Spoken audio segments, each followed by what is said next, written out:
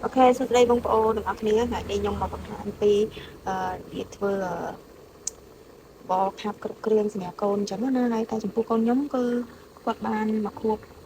buôn khai ta nhưng nay ta bắt to ao quạt nhầm bò khắp cực riêng ta đánh chẳng nó đâu bông bộ cứ mà tất cái khiêm vừa bò khắp cực riêng ao quạt luôn video không mộtสัปดาห์chẳng nó bông làm vậy còn thay em vitamin quạt chẳng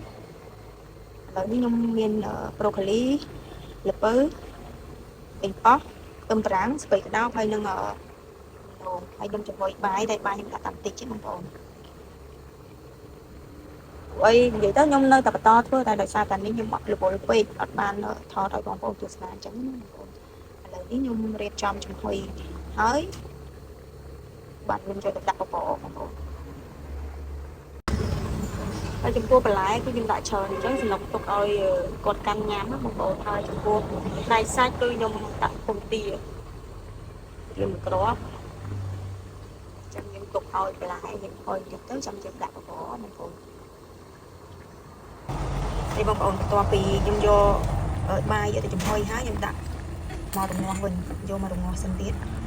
ហើយចំពោះទឹកនេះគឺបងប្អូនឃើញស្លឹកខ្ទឹមស្លឹកអីហ៎នៅដោយសារតែខ្ញុំទិញទឹកកាទៀវមកទៀវទឹកស៊ុបខ្ញុំយកទឹកស៊ុបនឹងយកមករងាស់ជាមួយនឹងបាយហ្នឹងទៅដើម្បីឲ្យវាមានរសជាតិកាន់តែឆ្ងាញ់អញ្ចឹងណាបងប្អូនឥឡូវខ្ញុំរងាស់អង្គនឹងឲ្យរីកជាងនឹងបន្តិចបានខ្ញុំដាក់បន្លែទៅរងាស់ចូលគ្នាហើយមកដាក់ពងទាចូលណាបងប្អូននេះបងប្អូនខ្ញុំមកចាប់បន្លែនេះឡើងឆ្អិនឡើងពេលយើងរងាស់ដល់តិចទៀតទៅគឺឆ្ងាញ់ហើយចំពោះការចំហុយហ្នឹងគឺបើយើងយកទៅរងាស់ជាមួយនឹងបាយឬក៏អង្គដែលយើងលីងហើយអីក៏បានដែរតែដោយសារតែខ្ញុំចង់ចំហុយទៅវាឆ្ងាញ់ជាងដោយសារតែការចំហុយដូចជាល្ពៅនេះអញ្ចឹងទៅពេលដែលយើងចំហុយទៅវារៀងស្អិតល្មួតជាងតែយើងយកទៅដាក់ស្ងោរបងប្អូនអញ្ចឹងយើងចាត់ដាក់ចានមកហើយយើងយកខ្លះយកទៅធ្វើបបរហើយទុកខ្លះសម្រាប់កូនកាន់ញ៉ាំអញ្ចឹងណាបងប្អូនអូខេបងប្អូនឥឡូវខ្ញុំមកដាក់បន្លែយើងចូលខ្លះទៅmình đặt hai đi trắng bây giờ chấm hói này sạch lòng tôi làm sạch muột việc bạn đã làm xong là mổ mắt mà ổn bây giờ tục là cồn càng nhằm tới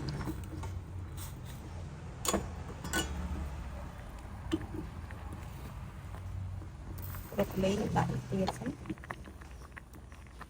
tục tịch bàn rồi sao con nó mọt sâu con nó sâu chútចេះកាន់ញ៉ាំមកនេះហើយចំពោះបងប្អូនដែលគាត់អត់យកទឹកស៊ុបយកទៅរងាស់បងប្អូនអាចដាក់អំបិលបន្តិចទៅខ្ញុំក៏ដាក់អំបិលបន្តិចដែរបងប្អូនហើយចំពោះស្ករខ្ញុំអត់ប្រើទេដោយសារតែយើងមានគីឡូប្រាំងហើយនឹងល្ពៅអញ្ចឹងចេញជាតិអែមនៅក្នុងហ្នឹងណាបងប្អូនអញ្ចឹងយើងប្រើតែអំបិលឡើងយើងបន្តរងាស់រហូតដល់បន្លែយើងកាន់តែផុយបងប្អូនហើយចំពោះកូនខ្ញុំមកខួប4 ខែហ្នឹងគឺខ្ញុំអត់កិនទៀតទេគឺទុកនៅមានក្របខ្លះអញ្ចឹងណាបងប្អូនចំពោះបងប្អូនដែលមានកូន6 ខែ 7 ខែ 8 ខែ 9 ខែ 10 ខែអីបងប្អូនអាចយកទៅកិនទៅដើម្បីឲ្យគាត់ងាយស្រួលញ៉ាំតែចំពោះកូនខ្ញុំ9 ខែគឺខ្ញុំរៀនឲ្យគាត់ញ៉ាំ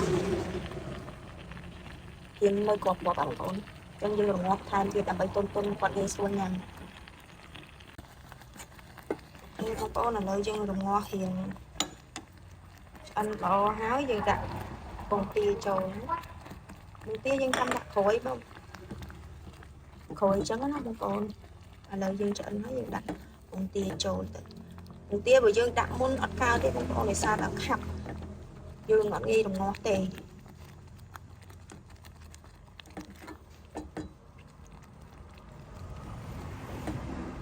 យើងដាក់ចុងក្រួយគេទៅជាការស្រាច់ទេបងប្អូនឈ្ងុយមែនតើ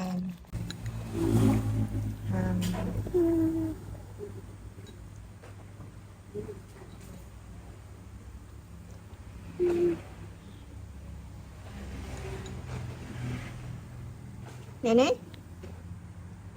ជំរាបលាបាយបាយមើលก่อนបាយបាយមកប្លាក់